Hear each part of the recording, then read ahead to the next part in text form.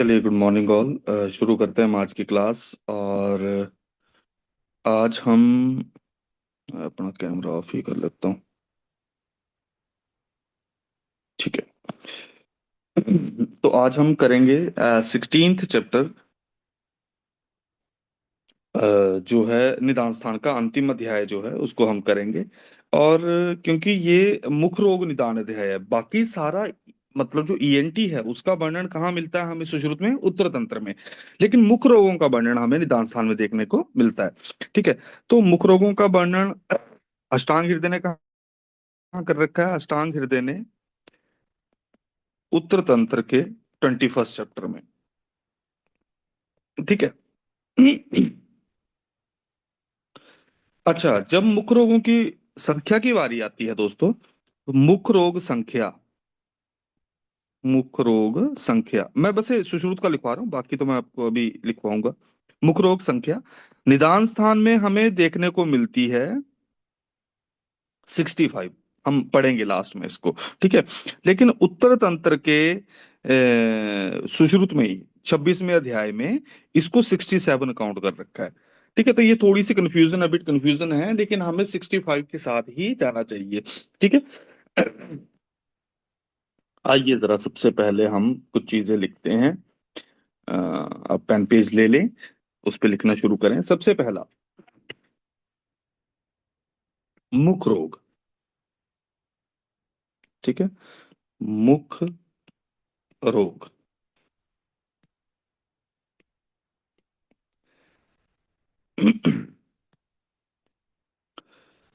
चरक ने 4 या 64 मान रखे हैं। 4 या 64 मान रखे हैं। दूसरे नंबर पे माधव, माधव, भोज और सुश्रुत। माधव, भोज और सुश्रुत ने 65। विदेह 64। योग रत्नाकर, योग रत्नाकर और भाप प्रकाश, इन्होंने कितने मुख रोग मान रखे हैं? 67। शारंगधर 74 और भागवत 75। ठीक है। मुख रोगों की संख्या है ये। तो चरक ने मुख रोग कितने माने हैं? 4 या 64। सुश्रुत ने भाई माधव ने, भोज ने, इन्होंने कितने मान रखे हैं? 65। विदेह निम्मी ने 64, योग रत्नाकर भाप्रकाश ने 67, शारंगधर ने 74 और भागवत ने 75 मान रखे हैं। ठीक है। अब आइए आगे, अगला लिखो, नेत्र रोग। मैं ईएनटी वाले लिखवा देता हूं पहले, फिर हम मुख रोगों पे ही चर्चा करेंगे। ठीक है। नेत्र रोग। चरक ने फिर से सेम 4 माने हैं या 96। ठीक है। सुश्रुत 76। ठीक है। चरक ने 4 माने हैं या 96 माने हैं। ठीक है। फिर शारंगधर और भागवत 94। भाप्रकाश और योग रत्नाकर, भाप्रकाश और योग रत्नाकर, इन्होंने कितने मान रखे हैं? 78।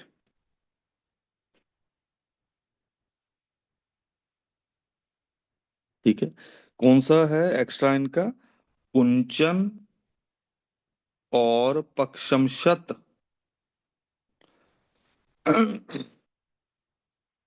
ठीक है। बर्तमगत रोगों में मान रखे हैं ये। चलो अच्छा, आगे आओ। कराल ने 96 नेत्र रोगों की संख्या। अब अगला आता है हमारा नासा रोग।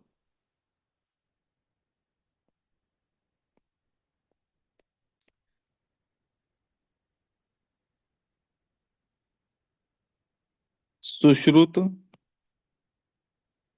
31, बाशा भागवत और शारंगधर 18, भाप्रकाश और योग रत्नाकर 34। ठीक है।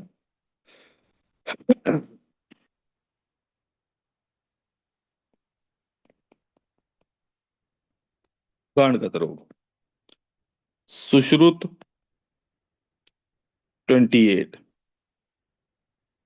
भागवत 25, शारंगधर 18, और लास्ट में भाप्रकाश और योग रत्नाकर। ये इकट्ठे चलते हैं, भाप्रकाश और योग रत्नाकर इनका इकट्ठा ही चलता है। ठीक है।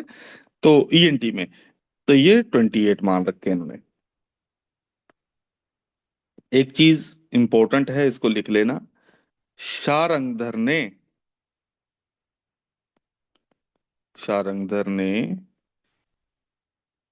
ईएनटी डिसऑर्डर कितने माने हैं? 18। कहने का मतलब ई से करणगत रोग, ठीक है, ई से मतलब ईयर वाले, एन से नासागत, और टी से थ्रोट, थ्रोट मतलब कंठगत, कंठगत मुख रोगों के अंदर आता है कंठगत। ठीक है। ये तीनों ही 18 मान रखे हैं ईएनटी। याद रखेंगे शारंगधर ने ईएनटी डिसऑर्डर कितने माने संख्या में? 18 मान रखे हैं। फिर कितने की जगह है यहाँ पे लिखा जाएगा संख्या? यहाँ जैसे लिखी जाएगी, है ना, थोड़ा बड़ा करता हूँ, लिखी जाएगी। ठीक है। अच्छा, आइए जरा अब हम लिखेंगे यहाँ पे दोस्तों मुख रोगों के बारे में। ठीक है। लिखो पहला, भागवत और माधव मुख रोग में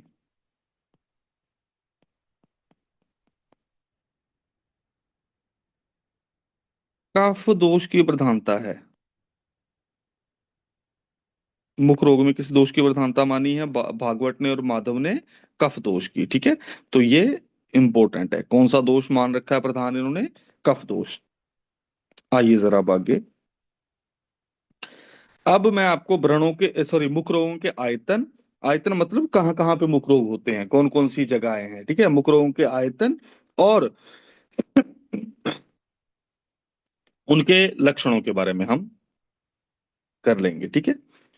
तो सबसे पहला आपका आता है, एक साइड पे मैं आयतन लिखूंगा सबसे पहले, है ना। तो आयतन लिख लेता हूं।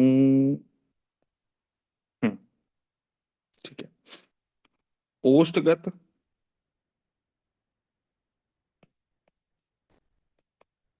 ठीक है। दूसरे नंबर पे दंत मूलगत, फिर दंतगत, फिर जीवा, जीवागत रोग, फिर तालु, फिर कंठ, लास्ट में सर्वसर, और एक एक्स्ट्रा मान रखा है गंडगत रोग। ये किसने माना है गंड को स्थान? ठीक है। ये सिर्फ भागवत ने मान रखा है, जब हम लिखेंगे यहाँ पे तो आपको पता चल जाएगा। ओष्ठगत रोग, ठीक है, ये सुश्रुत, अम, फिर भागवत, फिर शारंगधर, और इसके बाद आगे भाप्रकाश और योग रत्नाकर।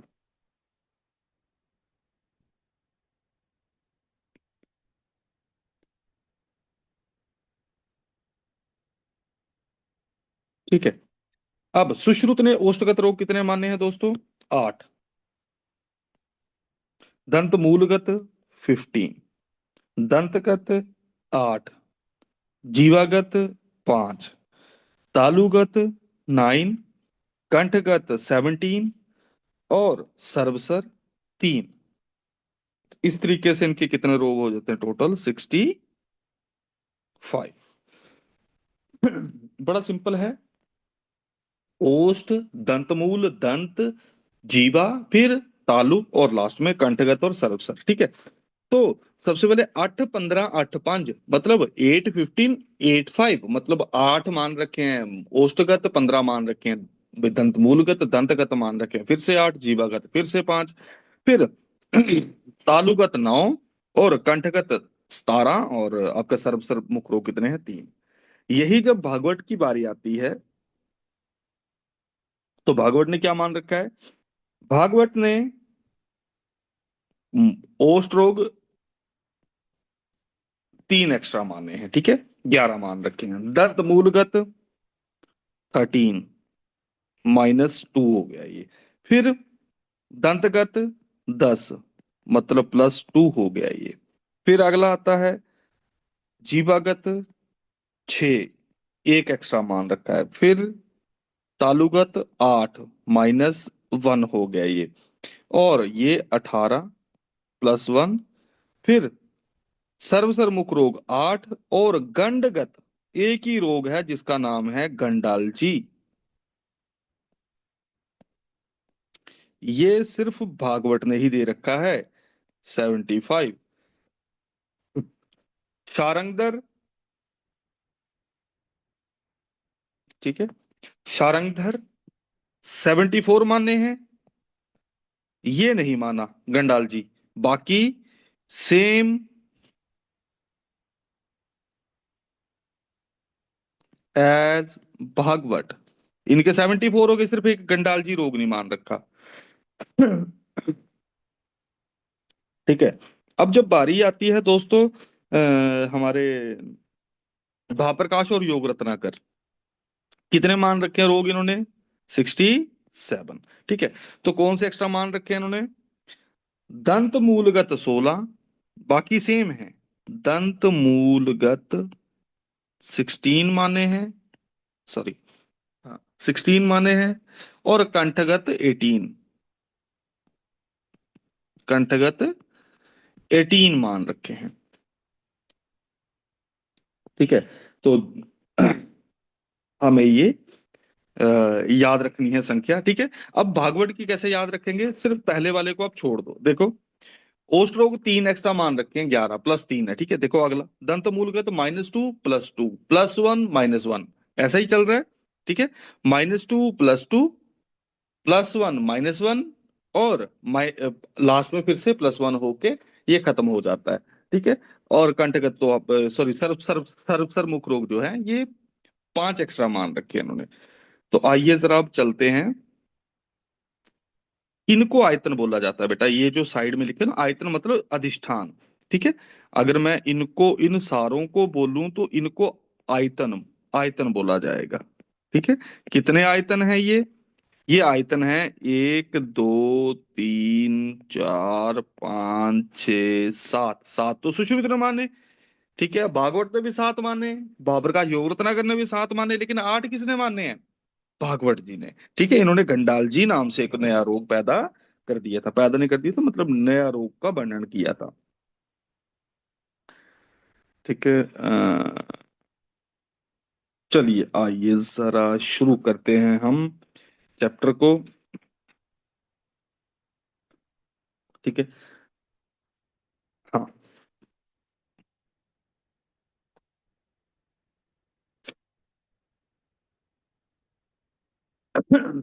देखिए, मुख रोगा पंचषष्टि, मैंने आपको पहले बताया था कि यहाँ पे कितने मुख रोगों का वर्णन है? 65 है। ठीक है। निदान स्थान में 65 है। उत्तर तंत्र 26वें अध्याय में कितने मुख रोग बोल रखे हैं?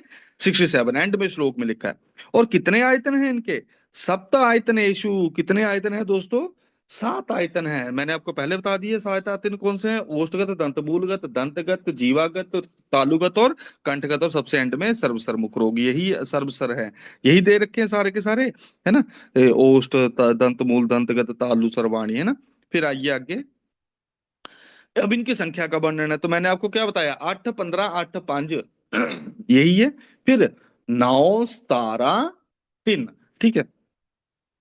क्या यही लिखा है? भाई तत्र ओष्ट्रो कितने हैं? अष्टयो। पंचदश दंत मूलेषु, अष्टो दंतेषु, पंच जीवायाम, नव तालुनि, सप्तदश कंठे, त्रया सर्वेषु, ठीक है। तो सप्तदश मतलब 17, 17 जो है कंठगत में है, ठीक है।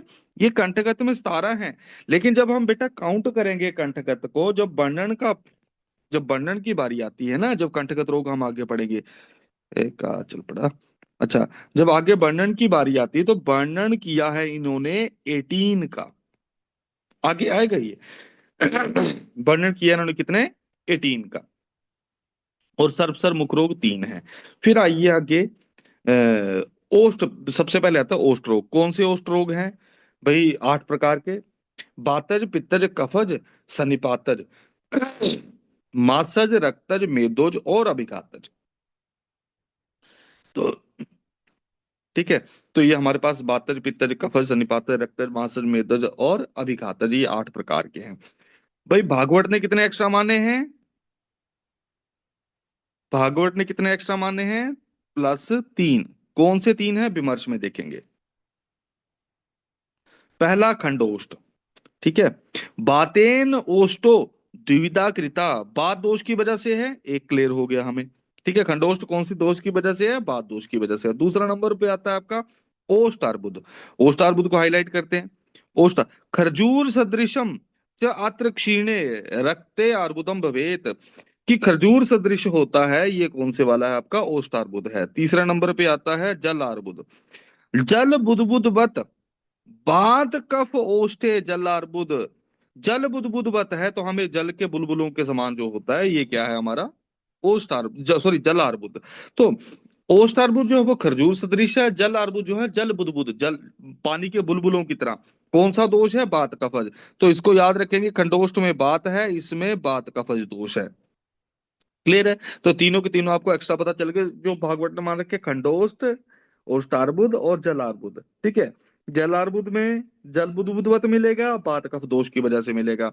ओष्ठार्बुद में खरजूर सदृश मिलेगा, और खंडोष्ठ में बात दोष की वजह से। आइए जरा, भाई बातज ओष्ठ रोग, ठीक है।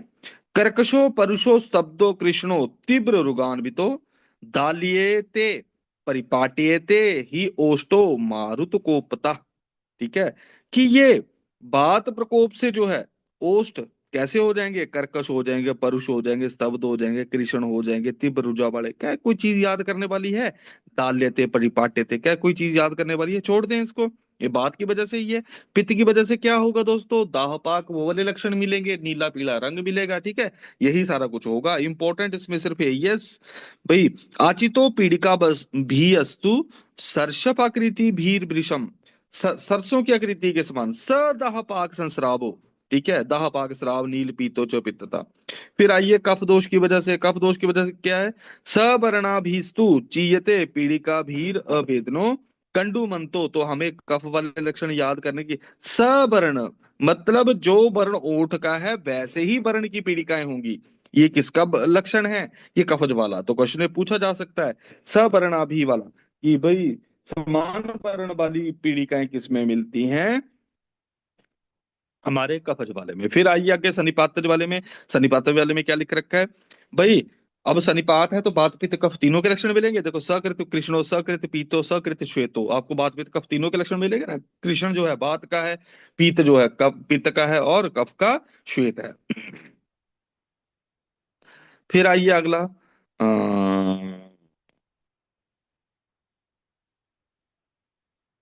रक्तज, सॉरी ये जो रक्तज ओष्ठ रोग है, ठीक है। खरजूर फल फरना भी वेरी वेरी वेरी इंपॉर्टेंट। कैसे पीड़िका होगी बेटा यहाँ पे? खरजूर फल के समान, खरजूर फल भरना भी। 2 मिनट जरा, ठीक है। रक्तोपसृष्टम रुधिरम श्रावतः शोणित प्रभु। फिर आइए आगे भाई, मांस वाला, ठीक है। मांस दुष्टो गुरु स्थूलो मांस पिंडवत उदगतो जंतुश्च मूर्छयन्ते। ठीक है, तो अब कृमियां किसमें उत्पन्न हो रही हैं? ठीक है, हमारी जंतु जो है, जंतु जंतु कृमियों को बोलते हैं, ठीक है। तो मांस दुष्टो कैसा होगा? मांस पिंडवत उदगत है, इंपॉर्टेंट मार्क करने वाला है कि भाई जंतुओं की उत्पत्ति होती है तो मांसजार्बुद में होती है जंतुओं की उत्पत्ति। ठीक है। आइए अगला अब।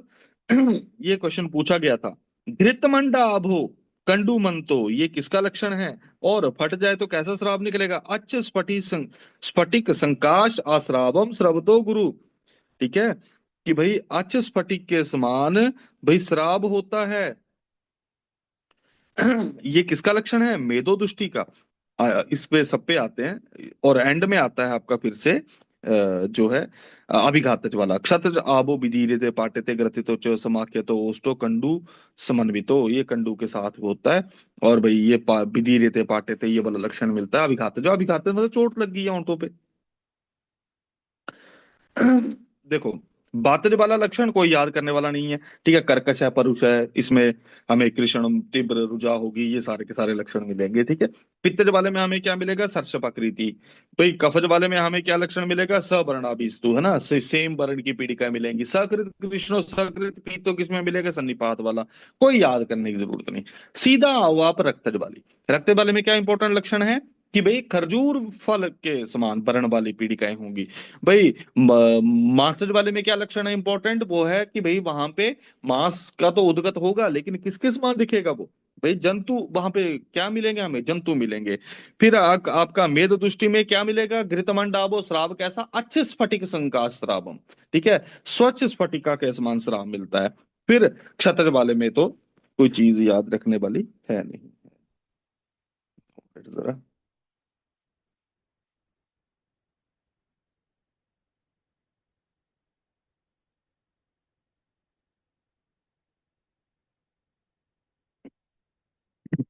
अच्छा, ठीक है।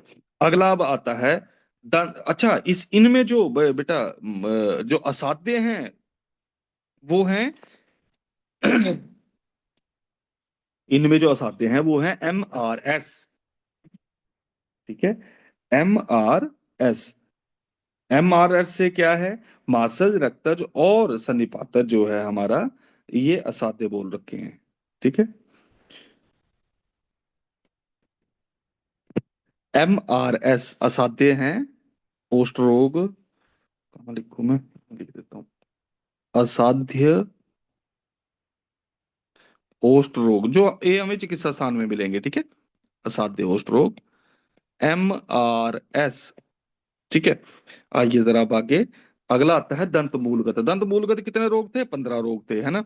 तो 15 रोग थे, तो सबसे पहला आता है हमारा इन 15 रोगों का सीक्वेंस। ठीक है। तो सबसे पहला इसमें असाध्य कौन से हैं? असाध्य इसमें दो हैं, सन्निपातिक नाड़ी और शोषित। ठीक है, इसमें नीचे लिख लेते हैं,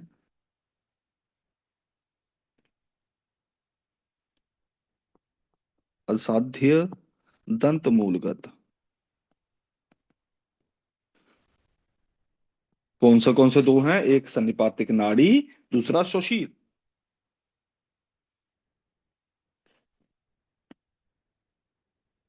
ठीक है। आइए जरा, अब सबसे पहले दंत मूलगत रोग, ये 15 का नाम दे रखा है यहाँ पे। ठीक है, हम इस पे आए, अकेले अकेले पे चलते हैं। सबसे पहला आता है शीताद। शीताद में देखो, शोणितम दंत बेष्टेभ्यो यस्य अकस्मात प्रवर्तते, कि बोला जिसके दंत बेस्ट बोलते हैं मसूड़ों से, भी एकदम से अकस्मात ही खून निकलना शुरू हो जाए। ठीक है, कैसा? दुर्गंधनी सकृष्णानी प्रक्लेदनी मृदुनी च दंत मासानी शीरयंती पचंती च परस्परम, कि वे दंत मांस का शीरण कर देती है, पाक कर देती है। इसको शीताद रोग बोलते हैं। और ये कौन से दोष की वजह से है? कफ शोणित संभवम। तो ये कफ रक्त की वजह से होने वाला व्याधि है पहली तो भाई अकस्मात रक्त निकलना शुरू हो जाए, कैसा रक्त निकले? जिसमें दुर्गंध आए, एकदम से फट जाए।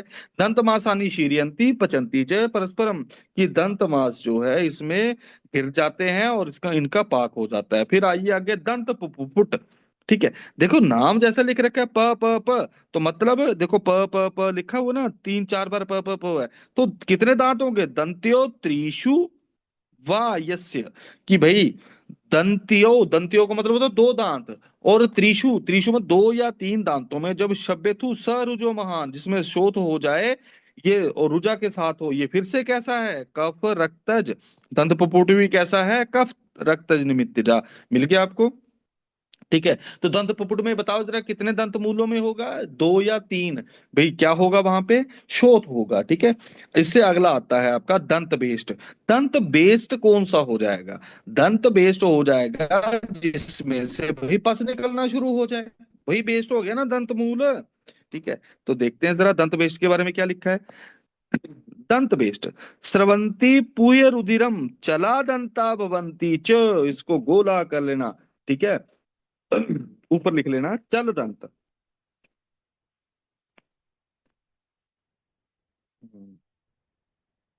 ठीक है। चल दंत, ये लक्षण किस किस में मिलता है? चल दंत लक्षण मिलता है दोस्तों हमारा दंत बेस्ट, महाशिर,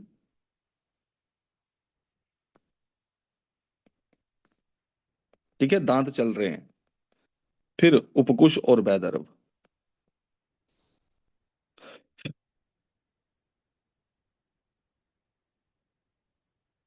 ठीक है। दंत बेहतर, हम इसको आगे पढ़ेंगे। अच्छा, भाई दंत बेस्ट कौन सा है जिसमें से पस भी निकल रही है, रक्त भी निकल रहा है, और ये कौन से दोषज है, रक्तज। ठीक है। दुष्ट शोणित संभवा, दंत बेस्ट में क्या है भाई, दूसरा क्या है कि पहला हमारा लक्षण क्या मिलता है कि श्राव हो रहा है भाई पूरे रक्त का, और दांत भी चल रहे हैं, तो दांत बेस्ट ही होगे ना, जिसके दांत ही चलने से शुरू हो गए। चलनी तो जीभ चाहिए थी। फिर आइए आगे, अगला आता है आपका शोषीर रोग। शोषीर रोग क्या है, ये असाध्य है, एक चीज याद रखना। ठीक है। अब देखो, शब्यतु दंतमूलेषु रुजावान कफ रक्तजम लाला स्रावी सा विज्ञा, जिसमें लाला स्राव हो। ठीक है। लाला स्राव दो में मिलता है हमें, लाला स्राव दो में मिलता है। ठीक है। दो में किन में मिलता है, एक आपका शोषीर और एक और है अधिमास। शशीर और अधिमास, क्लियर है। अच्छा, शशीर पे पहले देख लेते हैं कौन से दोष से फिर से आई दोस्तों, ये कफ और रक्त की वजह से। ठीक है, ये तो क्लियर हुआ। ठीक है। शीताद क्या था, जिसमें क्या निकल रहा था बेटा, कि भाई अकस्मात रक्त निकलना शुरू हो गया जिसके दंत बेस्ट से। फिर भाई दंत मांसानी शीर्यन्ते पचंती च परस्परम, दूसरे नंबर पे हमने क्या लक्षण देखा इसका, कि कफ रक्त दोष की वजह से है। फिर दंत पुपपुट, पुपपुट में कितने दांत है, दंत्यो द्वि दंत्यो या त्रिशु, दंत्यो मतलब दो दांत या तीन दांत, इनमें भाई शब्यतु हो जाएगी सर जो महान रुजा के साथ। ये दंत पुपुट है, कौन से दोष की वजह से होता है, कफ रक्त की वजह से होता है। फिर आता है दंत बेस्ट। दंत बेस्ट मतलब दांत जिसका बेस्ट हो गया, कैसा दांत बेस्ट हो गया, जिसमें पूरी और रक्त दोनों निकल रहे हैं। कौन से दोष से है ये, दुष्ट रक्त की वजह से होता है दो। भाई और लक्षण क्या मिलता है हमें, चल दंत। फिर शोषीर, शोषीर कफ रक्त की वजह से है, लाला शराबी है, और इसमें क्या है, शोथ मिलता है दंत मूल में। ठीक है, इसको असाध्य बोला गया है। फिर आइए आगे, अगला है आपका महाशोषीर। हालांकि ये लगता है हम मुझे कि भी सन्निपात ये होना चाहिए था, लेकिन वहां पे सन्निपात है ये। ठीक है, मतलब इसको ये सन्निपात है, सन्निपात दोष की वजह से महाशोषीर है। ठीक है। ऐसे सन्निपात ही होता है, आपको बताइए। देखो जरा, इसमें महाशोषीर में आपको लक्षण मिल रहा है, दंता चलंती। ठीक है। तालु अवधीर्यते, इसको गोला कर लेना, तालु अवधीर्यते। तालु अवधीर्यते का मतलब क्या हुआ कि भाई तालु फट गया है। तालु का अवधीरण और कौन से रोग में हमें देखने को मिलेगा, इसको हम तालु शोष में। ठीक है।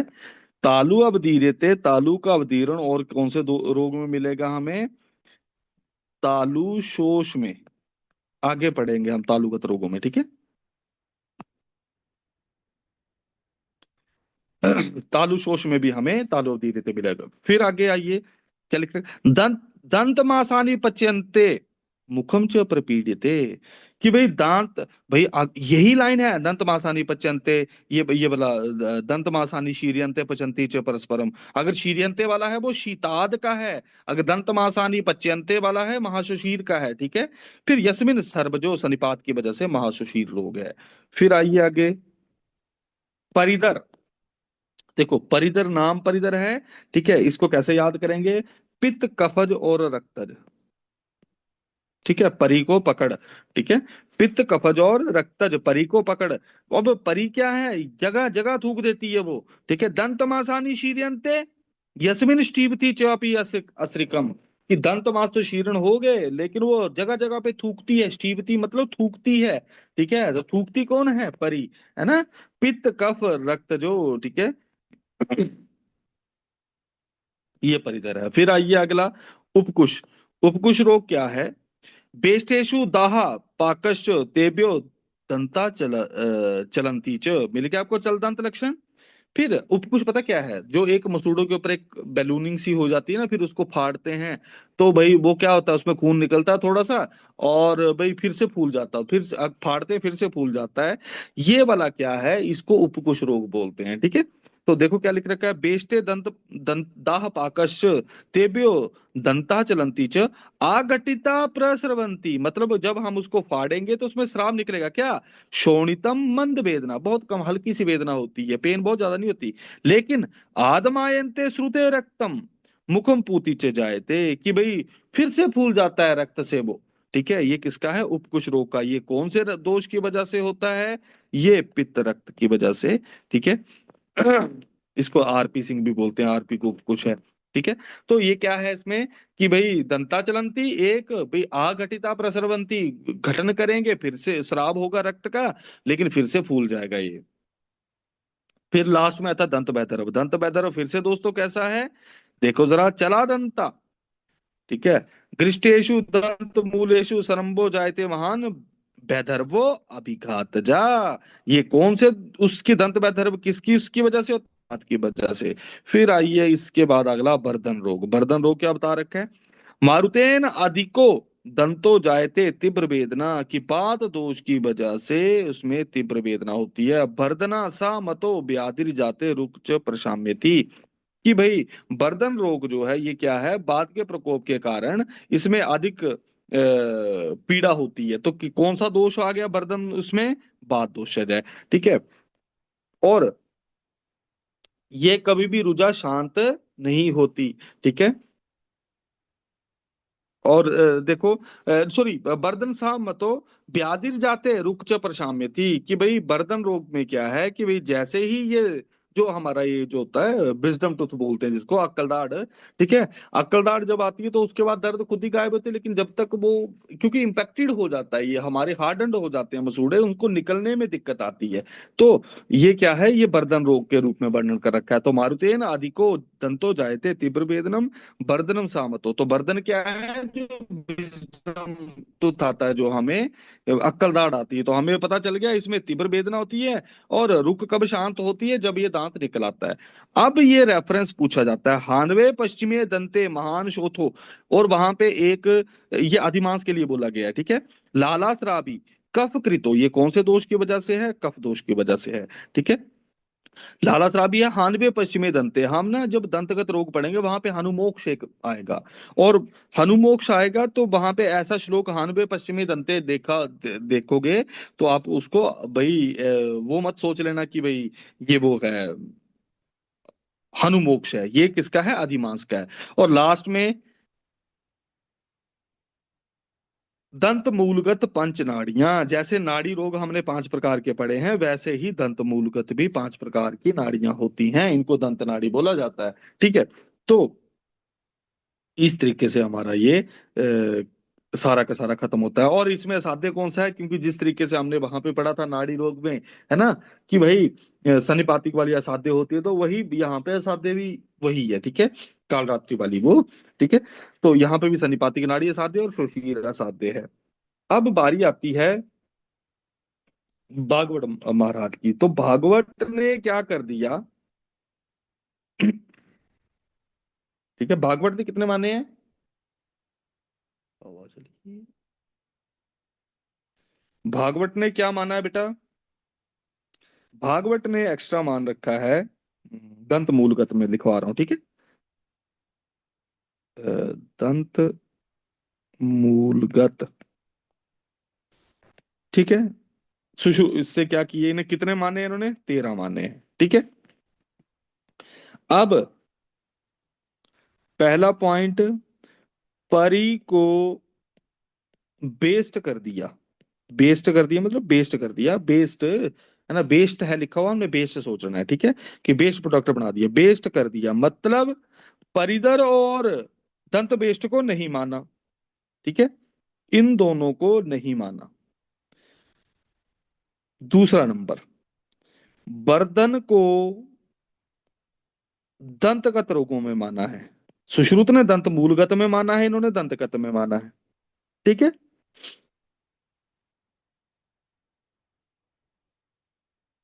भाई दंत मूल का मतलब होता है मसूड़ों वाला, ठीक है। दंतगत मतलब दांतों के ऊपर होने वाले। तीसरा, तो अब देखो कितने आउट हो गए, 3 आउट हो गए।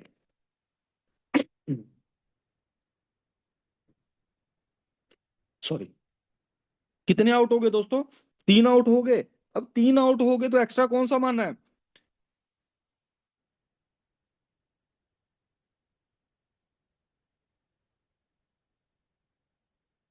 दंत विकृति एक्स्ट्रा माना है। ठीक है, परी को बेस्ट कर दिया, बर्तन को दंतगत रोगों में माना है, विदृति को, दंत विदृति इन्होंने एक्स्ट्रा मान रखी है, जो दंत मूलगत रोगों में है। ठीक है, तो कौन कौन से दो नहीं माने? परी को बेस्ट कर दिया, मतलब परिधर और दंत बेस्ट।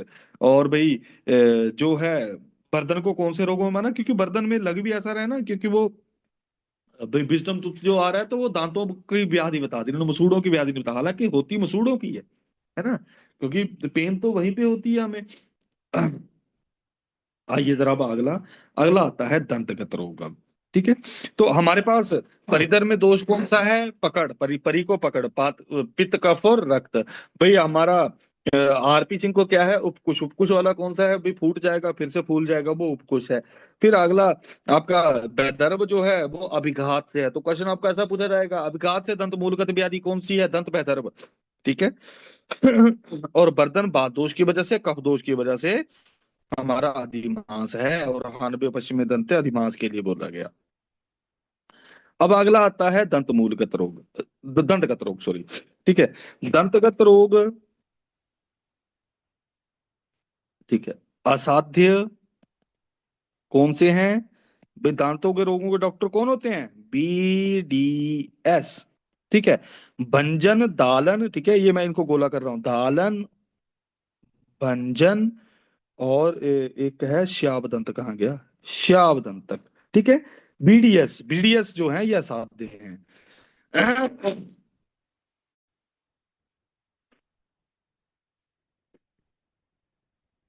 ठीक है, तो ये कितने मान रखे थे? 8 15 8 5। ठीक है, ये कितने हैं? 8 मान रखे हैं। हालांकि भागवत ने कितने मान रखे हैं ये? भाई +3 -2 +2 +2 +1 इकट्ठे है ना, तो +2 +1 इकट्ठे आ रहे हैं। तो हमारे पास +2 मतलब ये 10 मान रखे हैं, तो 10 में एक्स्ट्रा कौन से मान रखे हैं? कराल और इसको हम आगे करेंगे। इसको हम आगे करते हैं। ठीक है, अभी पहले इनको पढ़ लेते हैं, फिर मैं अब अष्टांग हृदय वाला बाद में लिखवाता हूँ। आइए जरा, सबसे पहला आता है हमारे पास दालन। दंतगत जो मैक्सिमम रोग है बेटा, उसमें ना बातज बातज बातज हमें दिखेगा। ठीक है, बात दोष की वजह से देखो, सदा गति निमित्तजा, सदा गति किसको बोलते हैं? बात को। ये बात का पर्याय है, ठीक है, इसको बात बोला जाता है। फिर दाल्यन्ते बहुधा दंता यस्मिन तीव्र रुगान्विता, कि भाई जिसका दांत फट जाता है तीव्र रुजा के साथ, ये क्या है आपका? दालन। फिर कृमि दंत, कृष्ण छिद्री, चला शराबी, सरम्बो, महारुजा, अनिमित रुजा। ये फिर से कौन सी वजह, दोष की वजह से है? बात दोष की। बात भी किया कृमि दंत का, तो कृमि दंत में क्या होता है? दांत काला पड़ जाता है। कृष्ण छिद्री, चल शराबी, ठीक है, काला छिद्र हो जाता है, चल होता है, शराबी होता है, सनम्बो महारुजा, और अनिमित रुजा। महारुजा भी है और अनिमित रुजा भी है, कि बिना किसी कारण के पेन हो रही है। ठीक है,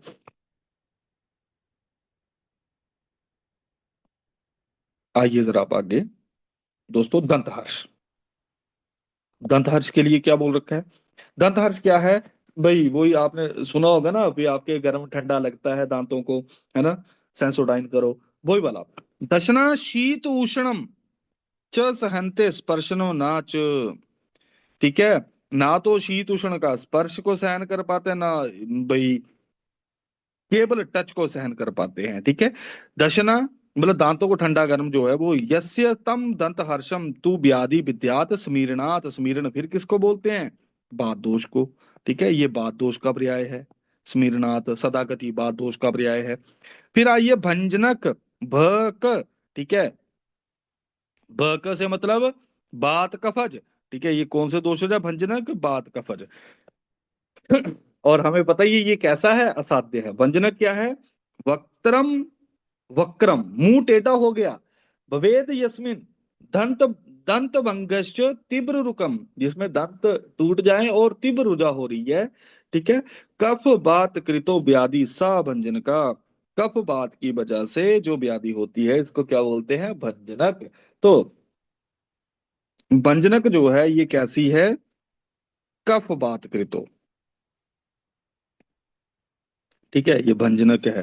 तो ये वक्त्रम, वक्रम मुंह जो टेढ़ा किया हो, ठीक है भाई, टेढ़ा हो गया हो जिसका, ठीक है, और दांत जो है वो भी भाई क्या हो जाए, दंत भंग से, जिसमें दांत भी टूट टूट जाए, ये क्या है हमारी व्याधि, भंजनक। और ये कैसी होती है बेटा, वक्त्रम वक्रम वाली, ठीक है, इसको अर्धित रोग मत समझ लेना। ये वक्त्रम वक्रम भवेद अस्मिन, इसको रेफरेंस को मार्क कर लेना, है ना भाई। दंत भंगस्य तीव्र, ये अर्धित रोग नहीं है, ये क्या है, भंजनक रोग है।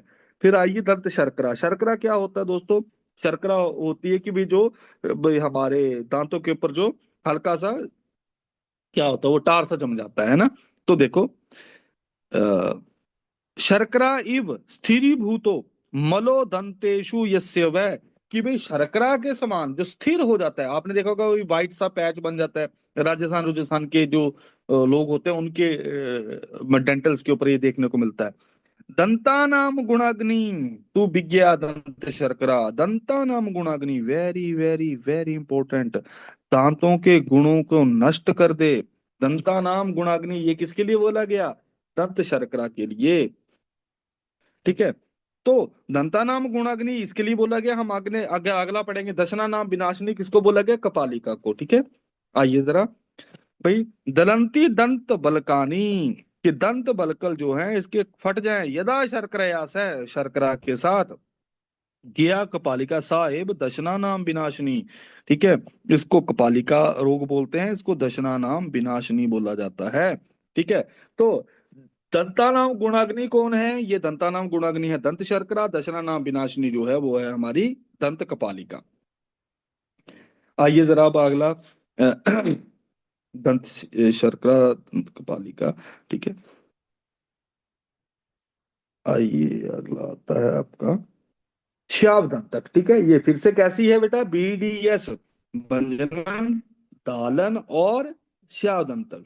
तो श्याव दंत जो है ये कैसा है, यो अश्रिक मिश्रण, ये भाई क्या होता है विषाव दंत में, भाई ये भी आरपी सिंह वाला ही है। यो अश्रिक मिश्रेण पित्तेन दग्धो दंते, दंतस्तु शेषता, श्याम नीलता, इसको हाईलाइट कर लेना, कैसा वर्ण बता रहा है, श्याम नीला वापी गता सा श्याम दंत का, ये रक्त पित्त दोष की वजह से होता है। इसमें कृमि दंत नहीं है, कृमि दंत में कैसा था बेटा, कृष्ण वर्ण का।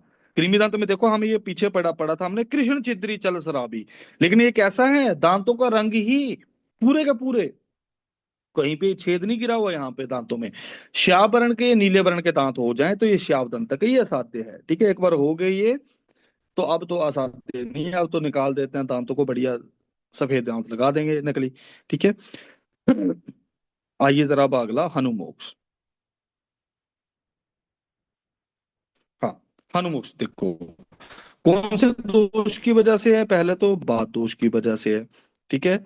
और लिख क्या रखा है इन्होंने, बातेन तैस्तेर भावेस्तु हनु संधि बी संहता, कि भाई हनु संधि जो है खुल जाएगी, हनु मोक्ष इति ज्ञो व्याधि अर्दित लक्षणा, वेरी वेरी वेरी इंपॉर्टेंट, ठीक है। अर्दित व्याधि के समान लक्षण मिलेंगे, अर्दित के समान लक्षण मिलेंगे कौन से मुख रोग के, वो है हनुमोक्ष के, ठीक है। तो हमारे पास ये दंतगत रोग भी खत्म हुए। अब दंतगत रोगों में देखो मैक्सिमम जो है बातें हैं, देखो पहला नंबर पे हमारा आता है कौन सा वाला, दालन, ये सद असाध्य है। दालन क्या है कि दांत फटना शुरू हो जाए, जो हमारी जो आउटर कवरिंग होती है इसकी, ठीक है, ये निकलना शुरू होता है। दाल्यन्ते बहुधा दंता यस्मिन तीव्र रुकान्विता, सदा गति से होता है, सदा गति मतलब बात दोष की वजह से। दूसरा नंबर पे आता है हमारे पास भाई कृमि दंत, ये फिर से बात दोष की वजह से है। क्या होगा, कृष्ण छिद्री हो जाएगा, रुजा भी होगी इसमें। कैसी रुजा, महारुजा और अनियमित रुजा। इसके अगला हमने अगला पढ़ा दंत हर्ष। दंत हर्ष भी बात दोष की वजह से है। इसमें क्या होगा, कभी ठंडा कभी गर्म, भाई सहन नहीं कर पाएगा, या स्पर्श को भी सहन नहीं कर पाएगा, भाई ये फिर से बात दोष की वजह से है। फिर भंजनक, भंजनक बात कफज की वजह से है, असाध्य है। और क्या होगा, वक्त्रम, वक्रम मुंह टेढ़ा हो गया। और दंत भंगश। फिर दंत शर्करा की बारी आती है। दंत शर्करा क्या है, दंता नाम गुणाग्नि, दांतों के गुणों को नष्ट कर रहे हैं। दंत दशना नाम विनाशिनी कौन है, वो है हमारी कपालिका। ठीक है। उसको दशना नाम विनाशिनी क्या बोलते हैं भाई, और वो है हमारा कपालिका। फिर कपालिका उसको होती है जो कैपिंग होती है ना, हमारे टूथ इनेबल होता है, ये निकलना शुरू हो जाता है। ठीक है, कि हमने वो शर्करा निकालने की कोशिश की तो दांती पुरना शुरू हुई है। ठीक है। फिर श्याव दंतक, श्याव दंतक क्या है भाई, रक्त पित्त दोष की वजह से श्याव और नीलवर्ण का हो जाएगा। लास्ट में हनुमोक्ष बात दोष की वजह से हनुसंधि जो है अलग हो जाती है, जिसकी वजह से हमें देखने को मिलता है। आइए जरा अब अष्टांग हृदय का। भागवत दंतगत रोग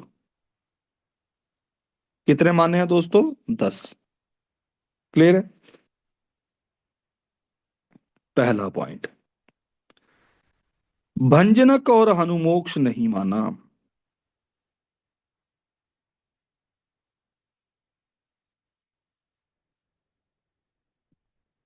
क्लियर है, भंजनक और हनुमोक्ष नहीं माना।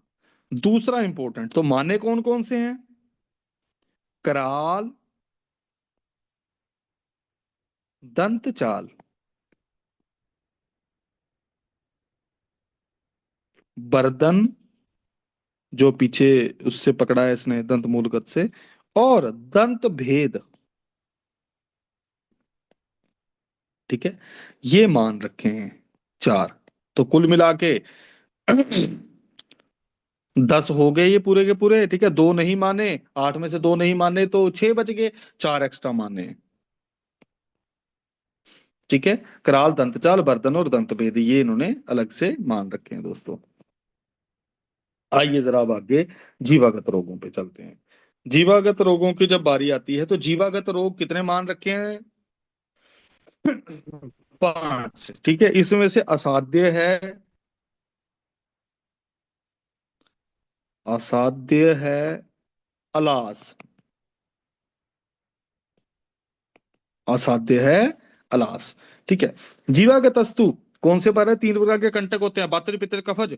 ठीक है, ये 3 कंटकों को, चौथा लास, पांचवा उपजीवा। ठीक है, भागवत ने कौन सा एक्स्ट्रा माने, भागवत ने 6 माने नहीं, ये भागवत ने 6 माने हैं। कौन सा एक्स्ट्रा माना है, अधिजीवा। उन्होंने अधिजीवा इसमें ऐड कर दिया भागवत ने। क्लियर है।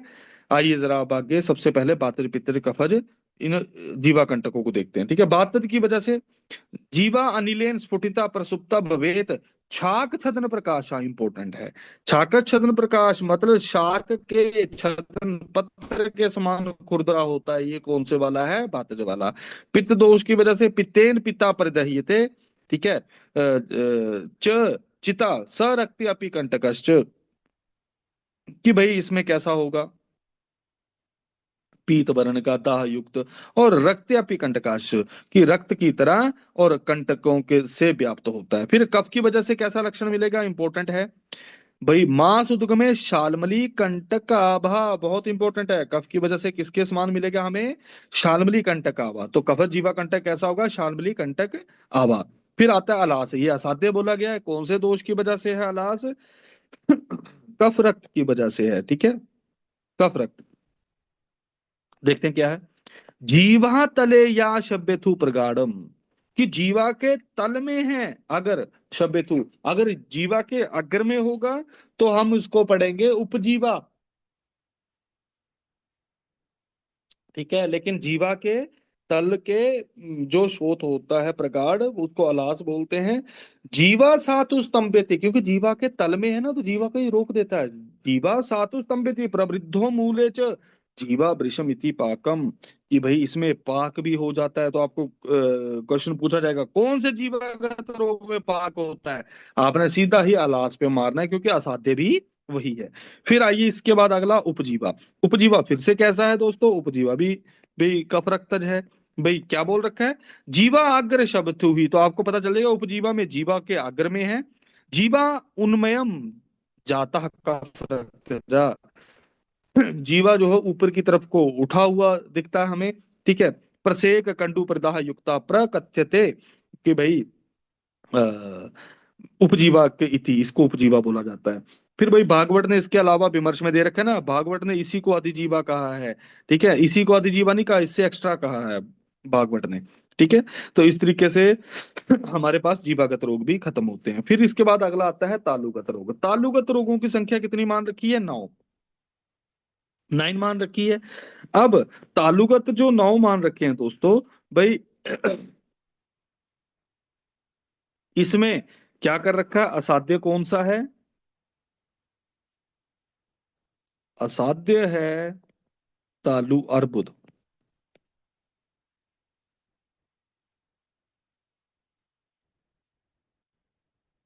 ठीक है, असाध्य है तालु अर्बुद। आइए जरा तालुगत रोगों को देखते हैं।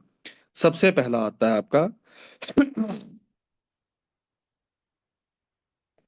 गलशुंडी। ठीक है, कौन से दोषज है गलशुंडी? कफ रक्तज। ठीक है। तो श्लेषम अश्रिगा व्याम तालु मूलाद पर वृद्धो दीर्घो शोभा धमात बस्ती प्रकाशा, इसको हाईलाइट कर लेना। फिर तृष्णा काश श्वास, इन सारे लक्षणों से युक्त गलशुंडी होती है। तृष्णा काश श्वास से युक्त कौन सी होती है? गलशुंडी। फिर दूसरा नंबर पे आता है तुंडी केरी। तुंडी केरी क्या है?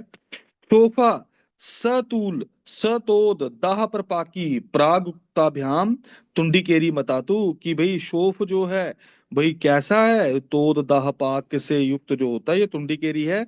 शोफ स्तब्धो लोहित तालु देशो रक्ताज गयो अधृषा। तो हमारे पास यहाँ पे दो आगे रोग, पहला तुंडी केरी, दूसरा अधृष। ठीक है, ये दो रोग हैं, ये दूसरा नंबर है, ये तीसरा नंबर है। ठीक है। अब तुंडी केरी को क्या बोल रखा है उन्होंने? कि भाई कौन से दोष की वजह से ये शोफा सतूर तोल दाह प्रपाकी ये तुंडी केरी बोली गई है। लेकिन जो अद्रुस है ये कौन सी दृष्टि की वजह से मान रखा है? रक्त की। और उसमें लक्षण लक्षण क्या होता है? रुक ज्वर आड़या, इसको हाईलाइट कर लेना। रुजा और ज्वर से युक्त होता है रोगी। ठीक है, रुक ज्वर आड़या। फिर आइए अगला आपका अदृश के बाद भाई कच्छप। कच्छप वे कछुए के समान होगा। तो इसमें एक कौन से दोष जो है माना गया है?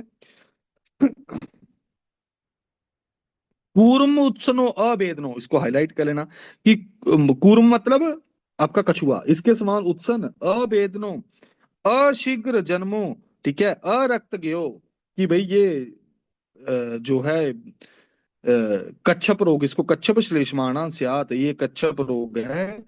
ये कफ दोष की वजह से मान रखा है। फिर अगला आता है आपका भाई कच्छप के बाद तालु अर्बुद। ठीक है, कैसा है ये बेटा? पद्माकार तालु मध्य तू शोफम, तालु मध्य में पद्म कमल के फूल के समान मिलेगा, तो वो तालु अर्बुद है।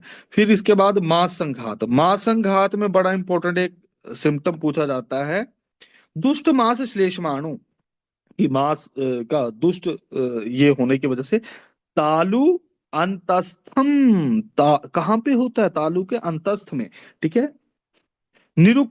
स्थाई कोल मात्रा, गोला कर लेना इसको, किसके समान? कोल मात्रा मान रखा है, कि बिना रुजा वाला कोल मात्रा प्रमाण का होता है। ये कफ दोष की वजह से श्यान मेदो युक्तात पुपुट तालु देशे, कि भाई तालु पुपुट जो है ये अलग है। ठीक है। तो हमारे पास कोल मात्रा किसके लिए? अरे नहीं, वो 2 मिनट। अच्छा, मां संघात खत्म हो गया। अच्छा, ये इसका है तालु पुपुट का। तालु पुपुट का क्या लक्षण है? सॉरी, ये निरुक स्थाई कोल मात्रा कफात स्याद मेद युक्तात, कि मां संघात तो हमारा यहाँ पे दिख रहा है कि भाई मां संघात जो है ये कफज है। लेकिन ये मेद प्लस कफ की वजह से होने वाला कौन सा? तालु पुपुट। तालु पुपुट में क्या है? कोल मात्रा प्रमाण का है। और सबसे अंत में आता है तालुशोष। तालुशोष में फिर से, क्योंकि तालु सूख गया है, इसलिए वहां पे तालु अवधीर्यते हमें लक्षण मिलेगा। देखना जरा, शोषोत्यर्थम शोषो अत्यर्थम, सूख गया ज्यादा, धीरते च अपि तालु, श्वासो बात तालु कोशा स पित्तात, पित्तम कुर्यात पाकम अत्यर्थम घोरम तालु येन तालु पाकम बदंती।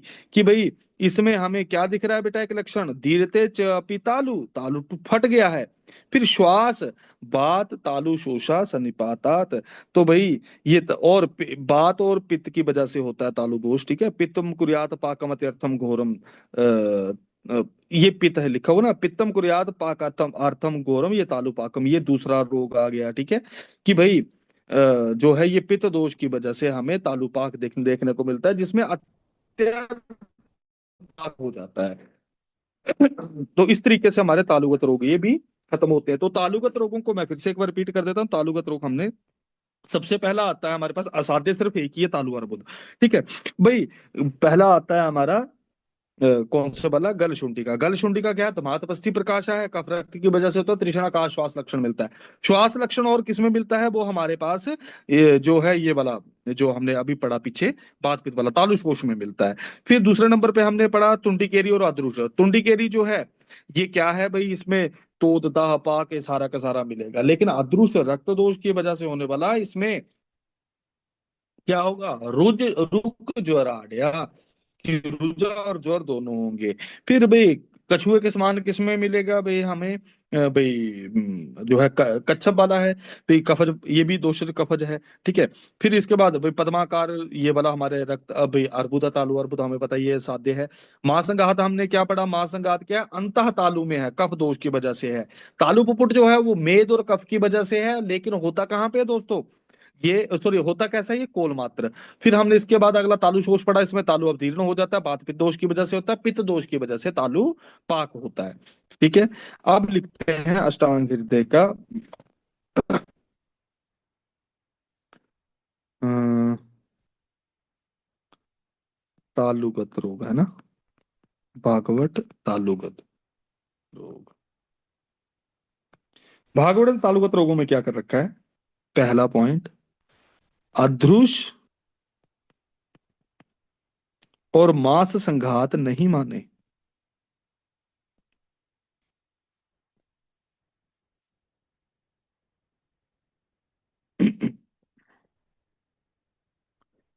टुंडिकेरी को कंठगत में माना है,